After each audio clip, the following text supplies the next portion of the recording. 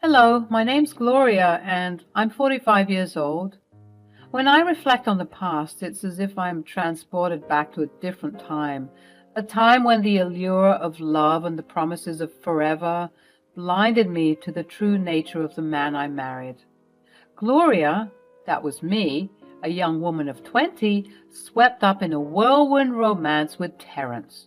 Little did I know then that beneath his charming facade lay a monster. I was completely besotted with Terence, believing every word that dripped from his honeyed lips. He had a way of drawing me in, making me feel like the most important person in the world. But as time passed, cracks began to appear, revealing a toxic undercurrent that threatened to engulf our relationship. Terence had a knack for emotional manipulation. He would twist my words and actions, using them against me, leaving me second-guessing my every move. I would often excuse his behavior, convincing myself that love had the power to heal all wounds. But love, as I would come to learn, cannot fix the irreparable. It was a defining moment when I realized the depths of Terence's maliciousness, but unfortunately for me, it was much too late. He orchestrated a cunning plan to deceive me and wrongfully secure his name on the title deed of my beloved house. It was my sanctuary, a symbol of independence and hard-earned success. Yet he manipulated circumstances and exploited my trust, leaving me vulnerable and disheartened. I started innocently enough, with Terence insisting that it would be beneficial for us to have joint ownership of the house. I, foolishly, blinded by love, agreed, never suspecting the sinister motive lurking beneath his charming smile. Unbeknownst to me, he manipulated legal documents using my trust as a weapon to gain control over my property. I still remember the day I discovered his deceit. It was a cruel twist of fate that led me to stumble upon the truth, unraveling the web of lies he had spun. As I delved deeper into the legal intricacies, I uncovered the cold truth. My house, my haven, was no longer solely mine, but his. It felt as if the ground beneath me crumbled, leaving me suspended in a void of disbelief and betrayal. I remember confronting the beast, my heart pounding in my chest. I mustered every ounce of courage to confront him about his deceitful nature.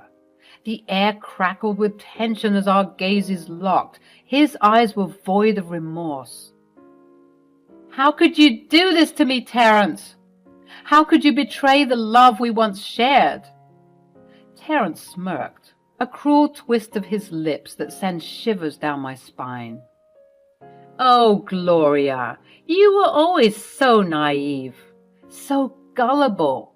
Did you honestly believe I loved you?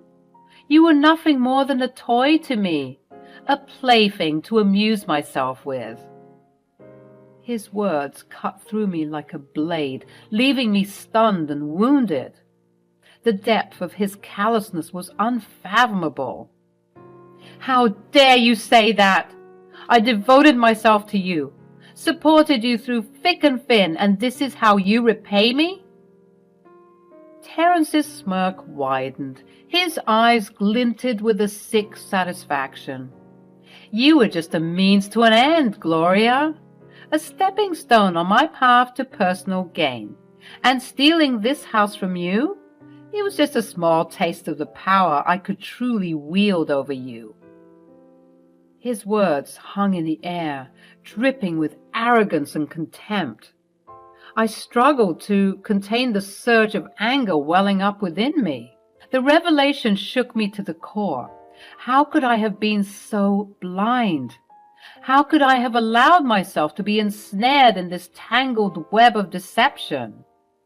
In the wake of Terence's cruel confession, my heart shattered into even smaller fragments. As if his betrayal wasn't enough, he added insult to injury by declaring that he wanted a divorce.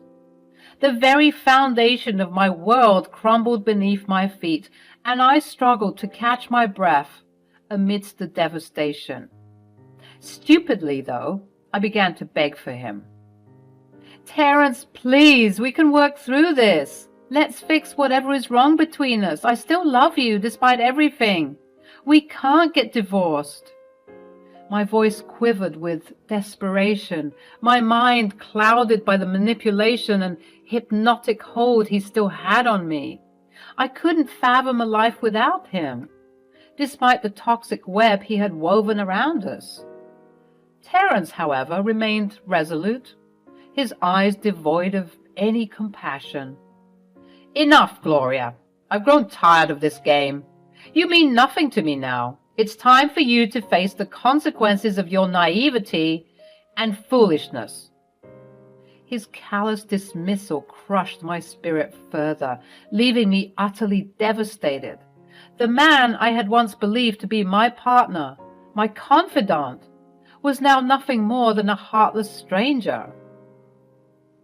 But we vowed to be there for each other, for better or for worse.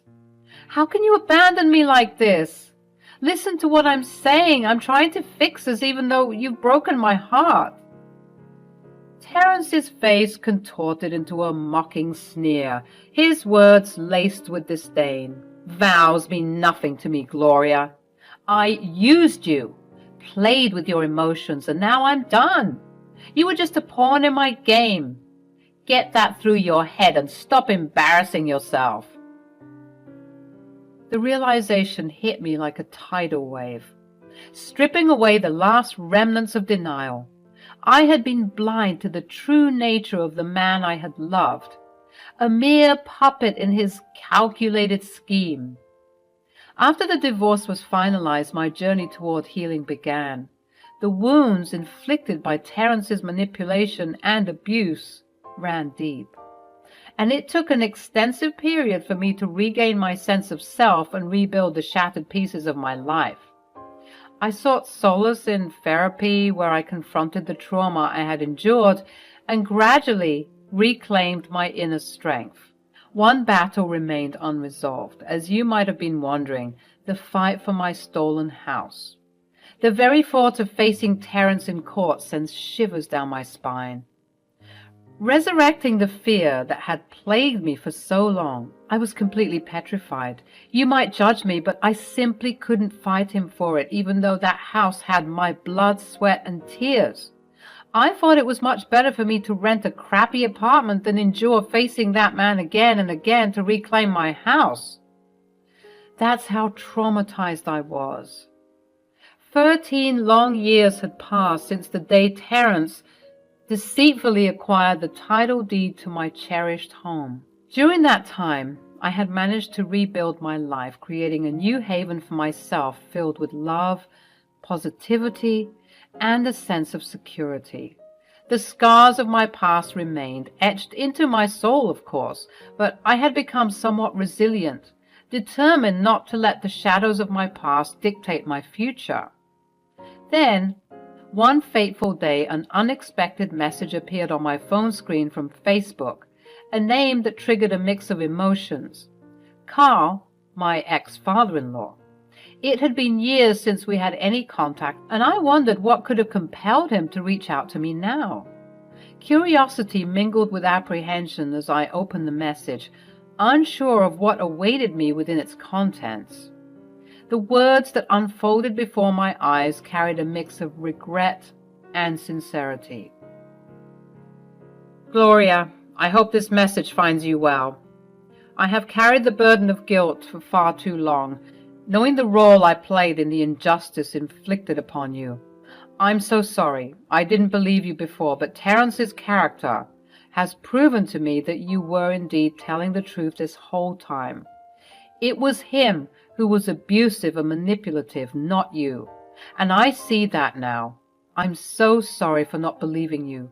I cannot change the past, but I wish to make amends and seek your forgiveness.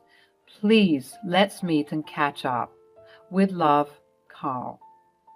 A rush of conflicting emotions washed over me. Doubt, caution, but also a glimmer of hope. Could this be a genuine opportunity to make amends? I'll admit I was more than interested in uncovering what made Carl open his eyes to his son's behavior. After much contemplation, I decided to meet with Carl, armed with both skepticism and unwavering determination. We arranged to meet in a public place, ensuring my safety and minimizing the risk of falling into a trap set by my abusive ex-husband. As I sat across from Carl, the years etched on his face served as a reminder of the time that had passed. He spoke with a voice laden with remorse and regret. "Gloria, I'm truly sorry for the pain you endured, and for my role in it.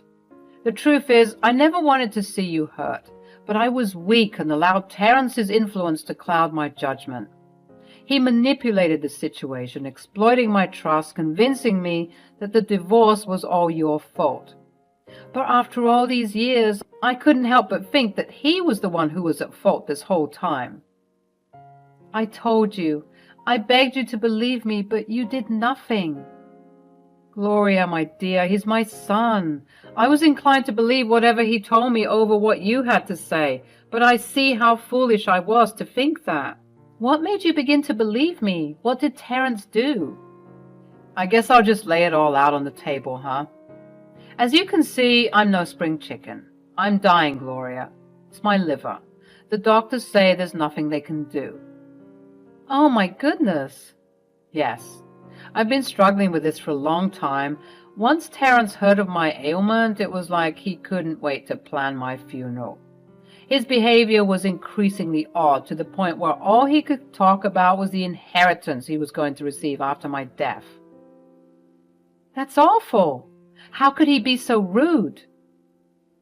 After noting this, I started to think about you, and I started to wonder if you were the good guy after all. And surely enough, Terrence made me believe that he was a monster. He doesn't care about anyone at all, and he'll stomp on anyone who gets in his way.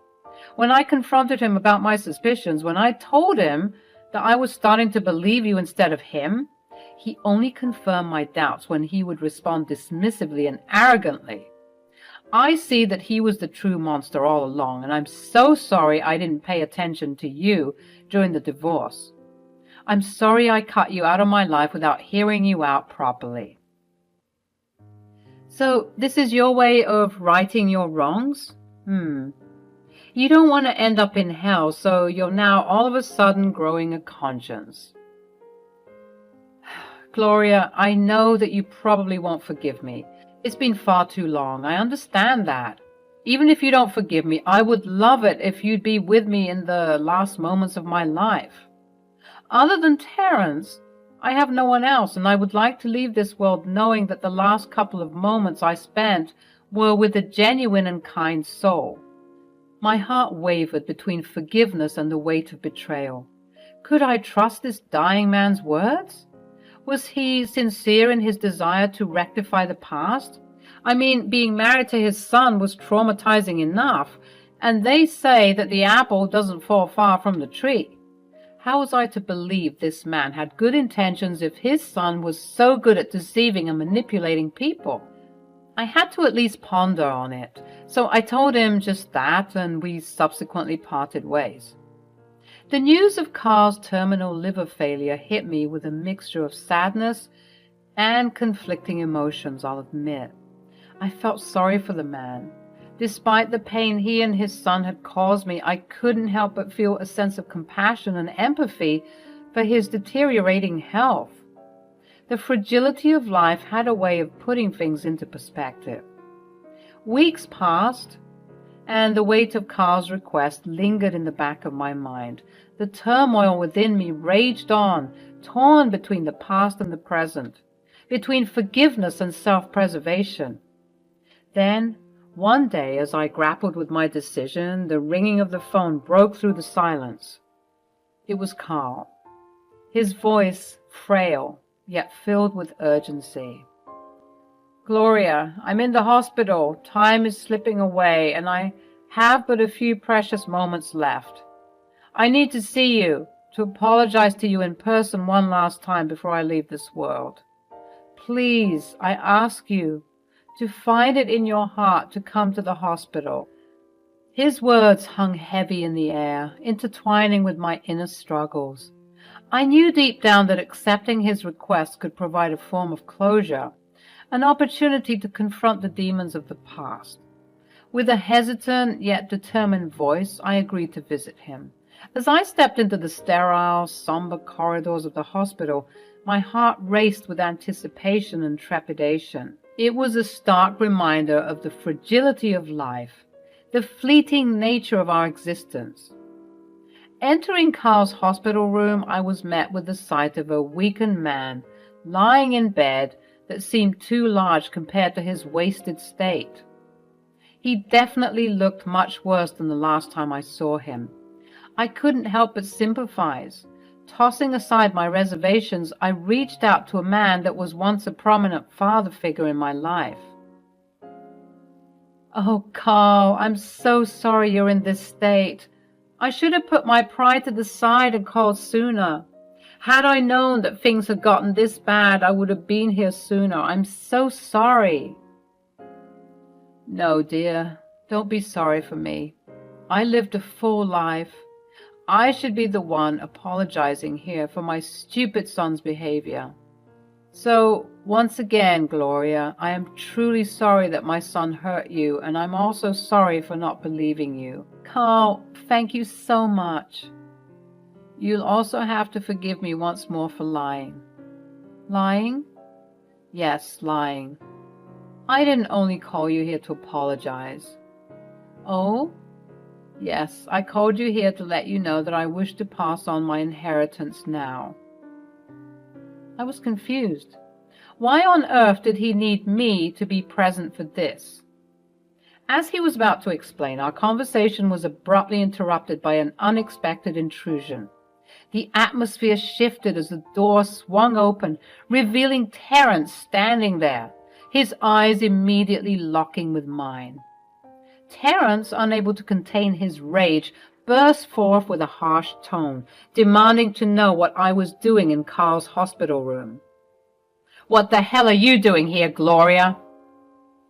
Carl, weakened but resolute, spoke up, his voice trembling with indignation. "Terence, have you no decency? Gloria has every right to be here because I say so. It's my deathbed, after all." A torrent of heated words erupted between them, each defending their stance. Carl berated Terence for his toxic behavior and manipulation, exposing the depths of his cruelty. Terence, as arrogant as ever, dismissed Carl's words and tried to assert his dominance. I was caught in the crossfire of their arguments, feeling a surge of frustration and despair. It seemed no matter where I turned, the specter of my past haunted me. Feeling overwhelmed, I rose from my seat, intending to leave the room and escape the growing turmoil, but Carl's voice halted my steps.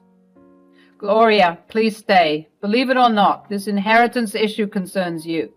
You have endured enough, and it's time for me to declare my true intentions and attempt reparations." Reluctantly, I resumed my seat, compelled by Carl's request, though Terence's presence filled me with unease.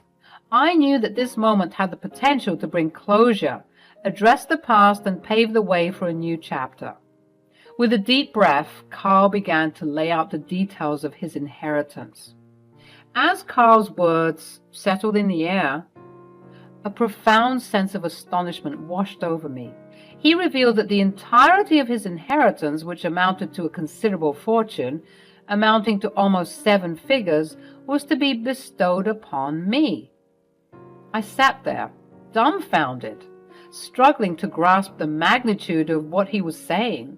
Carl, his voice filled with a mixture of regret and determination, disclosed a secret he had meticulously guarded for years. He confessed to having amassed significant wealth, which he had deliberately kept hidden, intending to pass it on to his future grandchildren. However, the disillusion of my marriage to Terence had thwarted that plan, leaving a void where dreams of a flourishing family once thrived. The next natural beneficiary would have been Terence, Carl's son. But as the truth of Terence's true nature had been unveiled to Carl, He could not bear the thought of his hard-earned fortune falling into the hands of such a toxic individual. Instead, Carl had chosen to redirect his legacy, entrusting it solely to me. Terence, unable to contain his fury and sense of entitlement, erupted in a fit of rage. His voice reverberated through the hospital room as he vehemently proclaimed the injustice of it all, passionately asserting his claim to the fortune he believed should rightfully be his. "This is outrageous! All that money should be mine! I deserve it!" I remained calm, my gaze fixed on Carl, recognizing the weight of his decision. This inheritance was not just about financial gain. It was a testament to his belief in my truth, strength, and resilience.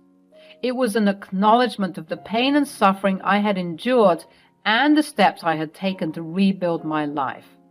Carl, his voice steady and resolute, responded to Terence's outburst with unwavering resolve. "Terence, you have shown time and again that you are not worthy of this inheritance. It was meant to be passed on to future generations, but your toxic behavior has forever severed that possibility. After all these years and analyzing your disgusting character, I believe in Gloria. She's proven herself to be a person of integrity and compassion, despite the hell you put her through. It is she who shall carry the torch of my legacy, and that is final. I just wanted you to both hear it from me." The room fell into an uneasy silence, the weight of Carl's words hanging in the air.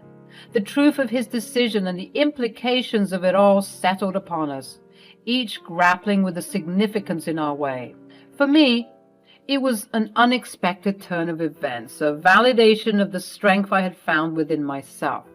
But more than that, it was a newfound sense of security, a chance to reclaim what was stolen from me and forge a brighter future.